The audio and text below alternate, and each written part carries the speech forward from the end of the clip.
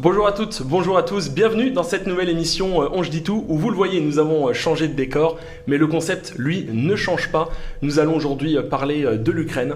Le 24 février 2022, la vie de plus de 44 millions de personnes a basculé lorsque Vladimir Poutine a reconnu l'indépendance des républiques séparatistes pro-russes de Lougansk et de Donetsk, et qu'il a ordonné aux troupes russes d'envahir l'Ukraine.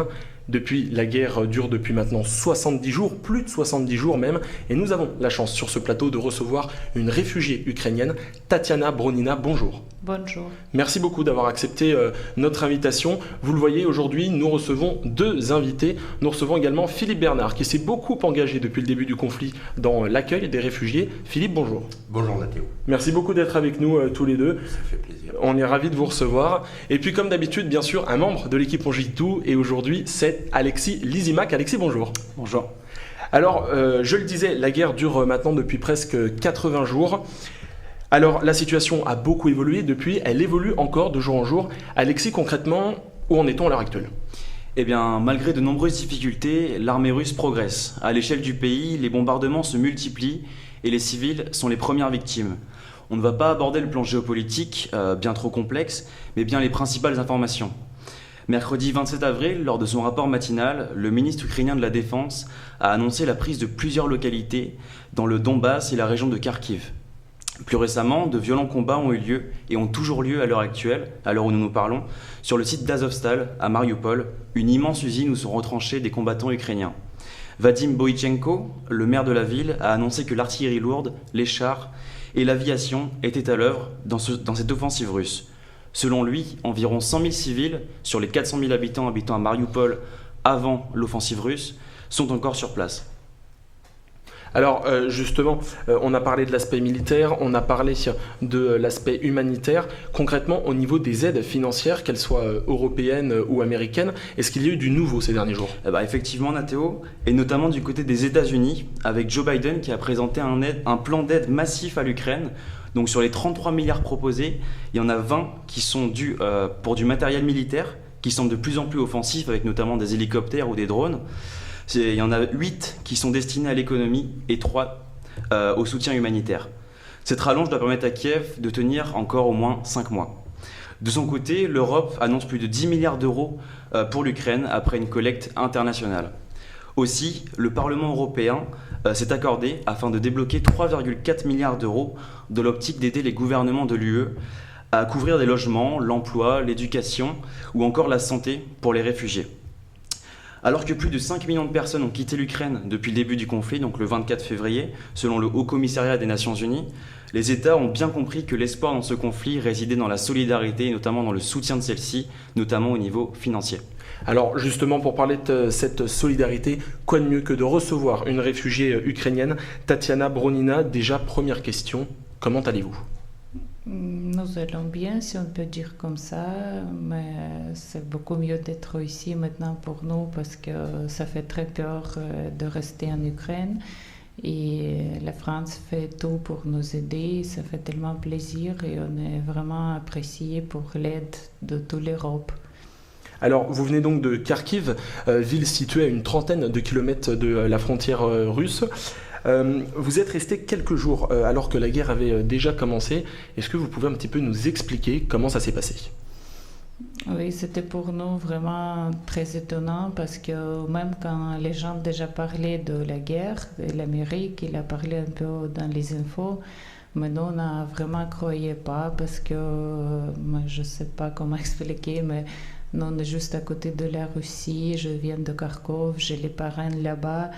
Et pour nous, c'était vraiment en attendant, on ne croyait pas jusqu'au dernier moment. Et c'est pour ça, à 5 heures du matin, quand on attendait l'explosion, même je croyais, à ce moment-là, je ne pouvais pas croire vraiment. Ça vous semblait improbable que ce conflit se déclenche ? Mais non, Vous pensiez que ce n'était pas possible ? Oui. Mais après, on a regardé les infos, j'ai reçu plein de messages de mes amis de toute l'Ukraine et on a compris que dans toutes les villes, c'est passé la même chose et on a compris que c'est le début, donc c'était vraiment l'émotion que je ne peux pas même transmettre. Et j'ai 4 enfants Et un, il a 5 ans et l'autre 3 ans. Donc pour nous, c'était vraiment très difficile. Ouais, j'imagine. Alors vous avez été bien reçu en France, vous l'avez dit. Est-ce que vous pouvez nous expliquer maintenant depuis combien de temps vous êtes en France, qui vous a permis justement aussi d'être bien accueilli et logé? Oui, on est venu il y a 1 mois et demi peut-être. Et c'est la mairie de l'Isle-Illinois qui nous a aidés avec tout. Et j'imagine que ça fait chaud au cœur dans ces moments difficiles que la mairie se mette à vos côtés. Alors Alexis, justement, la solidarité, c'est vraiment quelque chose qui n'a pas de précédent dans l'histoire européenne. Comment se passe justement cet accueil de réfugiés ? Eh bien, parmi les pays qui accueillent les réfugiés ukrainiens, la France en abrite plus de 70 000, selon les chiffres de l'Office français de l'immigration et de l'intégration. Cet accueil il passe notamment par la mise en place d'un schéma national d'accueil et d'hébergement auquel participent donc les collectivités, les associations ou encore la société civile. Mais alors concrètement, par quoi ça se traduit ? Eh bien, dès leur arrivée sur le territoire donc français, les réfugiés ukrainiens sont attendus dans l'un des points d'accueil répartis un peu partout sur la France. Donc on pense par exemple à Paris, à Marseille ou encore à Lille, ici même, pour une prise en charge donc immédiate.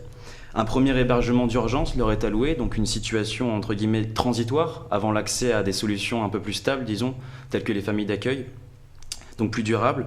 Aussi, ils peuvent prétendre à l'allocation pour demandeurs d'asile et à un statut de protection temporaire, donc d'une durée de 3 ans maximum, qui leur permet donc d'avoir un accès à un logement, aux services de santé et notamment à l'éducation, primordiale. Donc Philippe, vous avez dès le mois de mars accueilli des réfugiés du côté de Falampin. Pour comprendre en quoi consistent vos actions, nous nous sommes rendus sur place. C'est un reportage de Charlotte Chauvel et Clara Herbeau.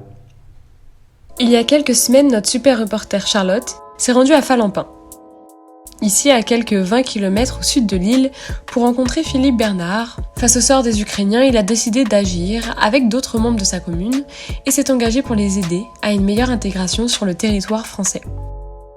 Je dirais que c'est pas aussi simple que ça nous paraît. Les gamins, faut les mettre à l'école, c'est maintenant. Pour les emmener à l'école, il faut des cartes de bus, tout est compliqué. Pour des logements, il faut trouver la possibilité de financer les logements. Alors voilà, on fait comme on peut, au fur et à mesure. Donc là, on essaie de trouver des aides, leur trouver du boulot. Charlotte a ensuite pu visiter les locaux prêtés par la ville de Falampin, dans lesquels sont stockés de nombreux objets destinés aux réfugiés, la plupart donnés par Emmaüs, comme de la vaisselle ou des meubles. Là, je me bats, si tu veux, pour des cartes de bus, ça fait plus d'un mois, et je les ai toujours pas à ce jour. Tout est compliqué. Ouais. Charlotte a même pu assister à un cours de français donné aux Ukrainiens par les bénévoles. On vous laisse avec quelques images.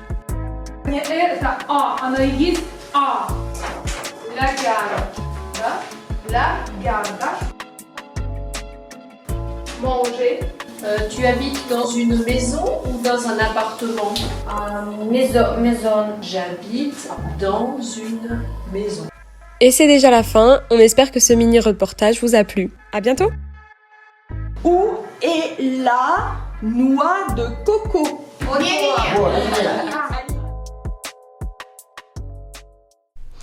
Merci donc à Clara et à Charlotte pour ce reportage. C'était une évidence pour vous d'aider ces réfugiés ? C'était une évidence, oui et non. J'avais quelque part une dette de cœur vis-à-vis du peuple ukrainien. Mon papa a été libéré par les Ukrainiens pendant la Deuxième Guerre mondiale. D'accord. Et après, une autre évidence, c'est que je suis moi-même papa de 2 filles qui ont également des petits-enfants. Kiev est à 2000 km de chez nous. Et ça veut dire que ça peut arriver chez nous demain.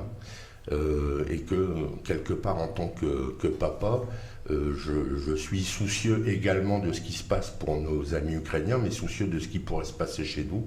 Donc important aussi de pouvoir leur permettre de se mettre à l'abri, les mamans, les enfants et les personnes qui ont besoin, quoi.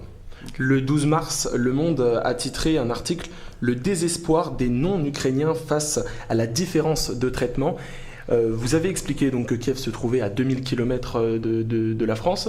Est-ce que vous comprenez que certains Français peuvent être, se sentent plus concernés par ce qui se passe sur le territoire européen, même si l'Ukraine, on le rappelle, ne fait pas partie de l'Union européenne? Ou est-ce que vous avez aussi envie, vous, de réveiller les consciences de façon plus large? Alors réveiller les consciences, bien sûr. On parle actuellement, on est confronté aux problèmes de l'Ukraine. Il ne faut pas oublier quand même les problèmes qui se passent dans d'autres pays qui sont en guerre également. Maintenant, l'Ukraine, c'est comme je vous le disais, à 2000 km de chez nous. On a quelques liens un petit peu plus forts avec les gens d'Ukraine qu'avec des gens de pays, je prends comme exemple l'Afghanistan ou autre.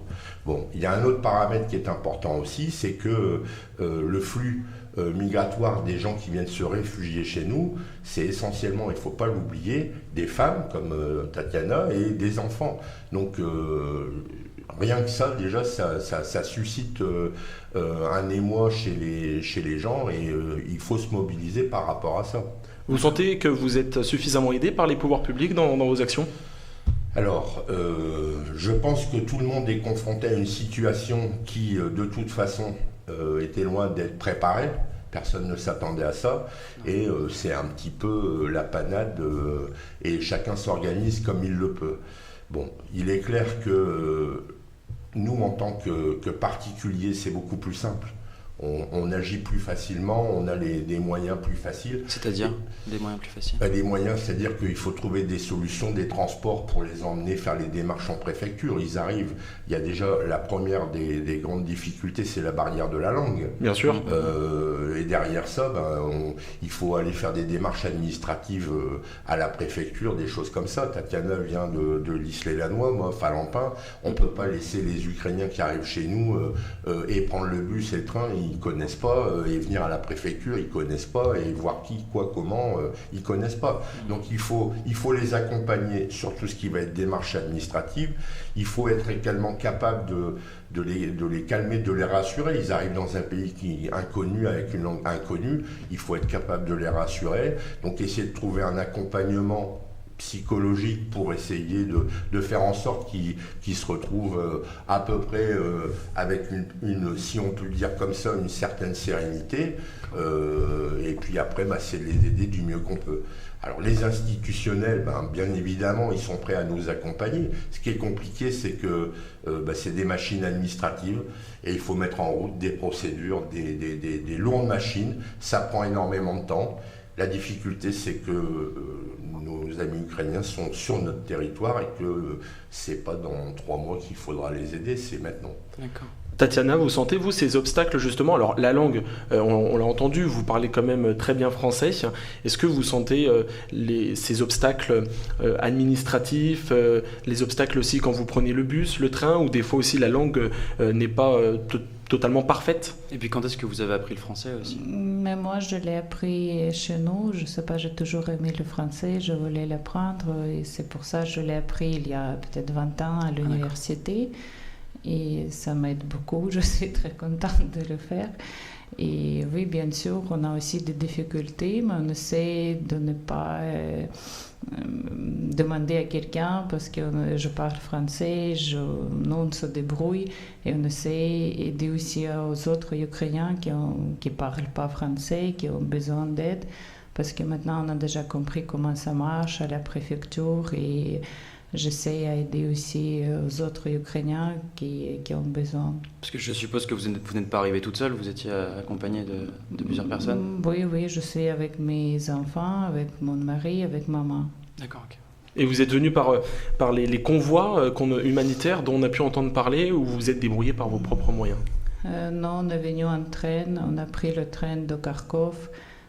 Ça prenait presque 1 semaine qu'on était dans la route. C'est très difficile, surtout avec les petits-enfants. Les trains étaient vraiment pleins. Les gens étaient assis, même aux toilettes, et je ne pouvais pas entrer parce que ils étaient tellement fatigués d'être debout. Les gens étaient partout. À la gare, c'était le combat pour entrer dans le train parce qu'il y a du monde qui voulait entrer. Et donc c'était déjà à Kharkov très difficile, on avait peur d'explosions qui étaient à côté de la gare, donc c'était vraiment, on avait peur de partir et on avait encore plus de peur de rester, mais quand même on était heureux d'avoir possibilité de prendre le train et de partir jusqu'à Lviv. Et après, on est allé à pied jusqu'à Pologne, on a traversé la frontière à pied. Il y avait aussi plein de monde, c'était très long, très froid. Et après, de Pologne, on a pris des trains. Ça a duré vraiment la semaine. On a dormi chez les gens qui nous a juste accueillis aussi comme ça, avec les enfants. On est vraiment très reconnaissable, on dit comme ça. Reconnaissant, oui. Alors vous m'avez dit avant cette émission une phrase très forte que j'ai retenue. Vous m'avez dit, en France, je me sens comme chez moi. Est-ce que c'est grâce notamment à des personnes comme Philippe ? Oui, je pense on sent l'aide. Et moi, j'étais déjà en France avant et je parle français. Donc pour moi, c'est... non, je ne sens pas vraiment trop de changements. Je veux dire, oui, il y a bien sûr beaucoup de changements, mais je veux dire, les gens, ils nous ressemblent. On a les mentalités qui est aussi, je trouve, très ressemble. Donc, j'ai déjà trouvé les amis parmi les Français et ça m'aide beaucoup aussi. Ils nous soutiennent aussi. Et donc, pour moi, je ne vois pas vraiment très grande différence entre nos pays par rapport aux mentalités. D'accord. Ça fait chaud au cœur, Philippe, d'entendre aussi une reconnaissance, même si j'imagine que vous le faites, vous l'avez dit, avant tout pour vos valeurs et par solidarité humaine, mais j'imagine quand même que ça touche quand il y a de la reconnaissance. Forcément, ça touche. Maintenant, on a tous en tête que ce qu'on fait, c'est pas, ça n'est pas fait pour attendre une certaine reconnaissance, c'est fait pour aider et par solidarité pour ces gens qui sont dans une misère extrême actuellement. Donc quand il y a un minimum de reconnaissance, bah oui, forcément on est content. Moi je suis content parce que on accueille plusieurs familles sur mon secteur. Je m'occupe entre autres de plusieurs familles. Il y en a combien à peu près ?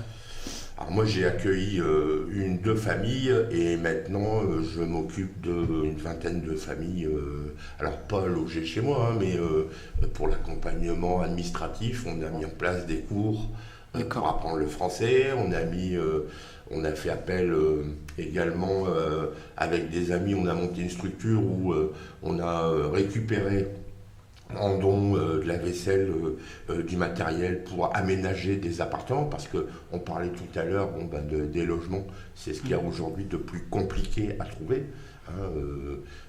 Certes, il y a un accueil temporaire qui est prévu par les préfectures dans des gymnases, dans des choses comme ça. Mais ça ne dure pas longtemps. Mais voilà, c'est temporaire.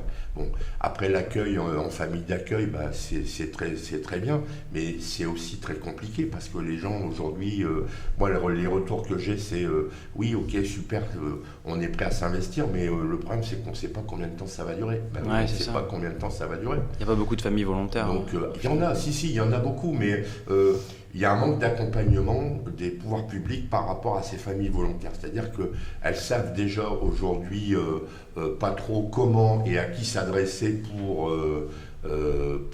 être en contact avec des Ukrainiens susceptibles d'être accueillis. Donc il y a des associations qui gèrent ça très bien maintenant.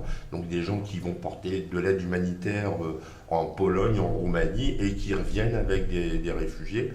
Il y a une mise en relation aussi par visio avant pour être sûr que les gens souhaitent bien être accueillis en France et chez nous.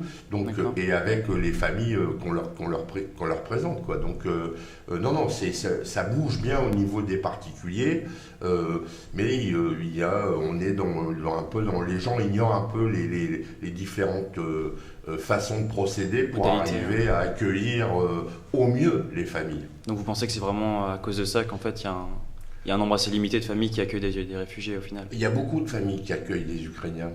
Mais encore une fois, je pense que c'est compliqué pour une famille française d'intégrer dans son sein une famille qu'on ne connaît pas et qui va vivre au quotidien avec vous et vous ne savez pas pendant combien de temps. Alors, on a des cultures qui sont semblables et très proches, mais il y a quand même des différences avec des modes de nourriture, des horaires, des choses comme ça qui ne sont pas tout à fait les mêmes. Et donc ça peut des fois surprendre les familles. C'est compliqué. Pour eux, c'est forcément et naturellement très compliqué de s'adapter. Mais pour les Français qui accueillent, c'est aussi une épreuve de trouver le juste milieu pour s'adapter au mieux de nos invités. On comprend bien que c'est vraiment donc un effort mutuel que donc les réfugiés ukrainiens et la population française mobilisée doivent fournir de façon unanime. Vous avez parlé de vos enfants. Est-ce qu'ils ont trouvé une place à l'école? Ça a été? Oui, on a trouvé, mon grand-fils, elle va à l'école, au lycée. Donc lui, il se sent bien, il apprend le français. Quel âge il a? Il a 17 ans. D'accord. Donc pour lui, ça se passe beaucoup plus facile que pour les petits. Et les petits, ils ont encore des difficultés, ils pleurent, ils ne veulent pas aller à maternelle parce qu'ils ne comprennent pas la langue. Et pour les petits, je pense que c'est plus difficile parce qu'ils ne comprennent pas pourquoi. Oui, j'explique qu'il y a la guerre, ils ont tout vu et tout entendu, mais quand même, ils disent qu'ils veulent revenir, qu'ils veulent aller dans leur école maternelle, qu'ils adorent et tout. Donc ici, on a trouvé aussi très bonne école maternelle avec les super profs et tout. Mais oui, l'intégration est bonne.